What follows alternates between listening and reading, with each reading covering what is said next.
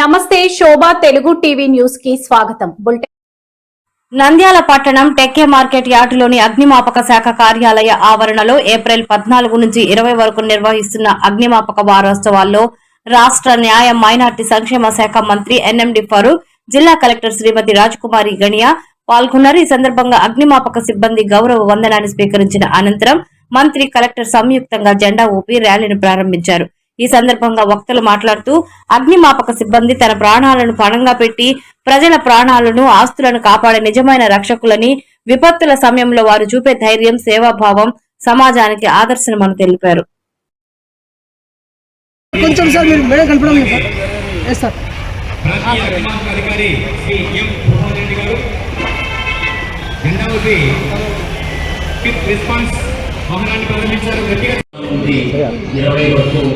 కొనసాగుతున్నాయి.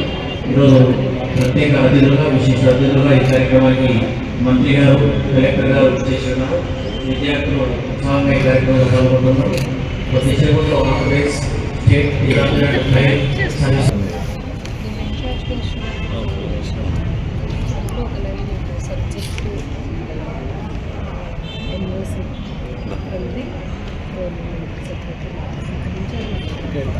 పైన, ఎల్పిజి పైన, అలాగే 16వ తారీఖు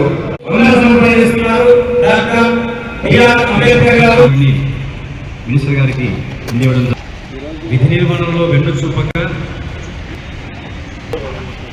అగ్నిమాపక దినోత్సవ సందర్భంగా ఈరోజు మృతవీరులకు మనం శ్రద్ధాంజలి ఘటించేదానికి భారతదేశంలో SH Soni S Kumar, fire and rescue officer, Kerala and fire rescue services, and రెండో వాళ్ళు SH Dungar Singh, leading firemen, Uttarakhand fire and emergency services. వీళ్ళిద్దరూ లాస్ట్ ఇయర్ ఫైర్ సర్వీసులో ప్రాణాలు అర్పించి ఉన్నారు. ఫైర్ ఫైటింగ్ చేసేటప్పుడు కానీ, రెస్క్యూ చేసేటప్పుడు కానీ. వీళ్లకు సంతాప సూచకంగా ఈరోజు అందరం మనము 2 minutes మౌనం పాటించాలి. భూపాలరెడ్డి గారు మన ఇన్ఛార్జ్ సీఏ గారు కదా, మీరు అదే ముందు వచ్చారు, డిస్ట్రిక్ట్ ఫైర్ ఆఫీసర్ గారు. సార్ మీరు రావాలా ఈ కార్యక్రమంలో పాల్గొనాలంటే తప్పకుండా వస్తారు. ఎందుకంటే అంబేద్కర్ గారికి కూడా జయంతి కాబట్టి దాంట్లో వీళ్ళతో చేస్తామని చెప్పాం. ఏదైనా కానీ మంచి కార్యక్రమం, ప్రజల్లో అవేర్నెస్ క్రియేట్ చేయాల్సిన అవసరం ఎంతైనా ఉంది.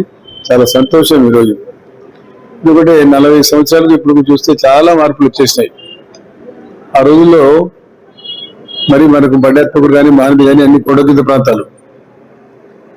మేడం కూడా పోయించారు, ఎందుకంటే మేడం మొత్తం జిల్లా గంట కలెక్టర్ కాబట్టి. ఇప్పుడు రహదారులు బాగున్నాయి కాబట్టి ఈజీగా వెళ్ళిపోవడం జరుగుతూ ఉంది. మేము ఆ రోజుల్లో బై వాక్, కష్టాలు బాగాలేవు కాబట్టి పోలేము కాబట్టి వాక్ నడుచుకుంటూ పోయేవాళ్ళం కొంత దూరం. మళ్ళీ అక్కడ బండి పంపించి దొబ్బుకొని ఏదో ఆ రోజు అంతా జీపులు ఉండేటివి. ఇప్పుడు అన్ని సోఫిస్టికేటెడ్ కార్లు వచ్చేసినాయి, అన్ని ఏసీ బండ్లు వచ్చేసినాయి.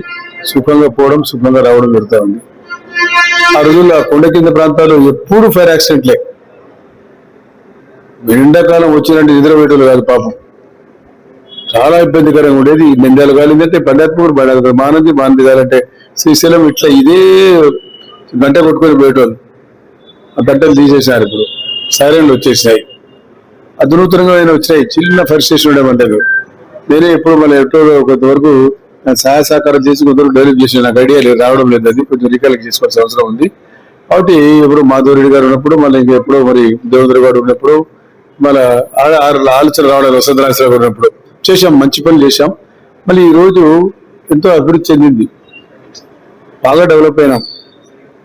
మధ్య ఏమైపోయింది, అడవులు కూడా కాలుస్తూ ఉంటారు.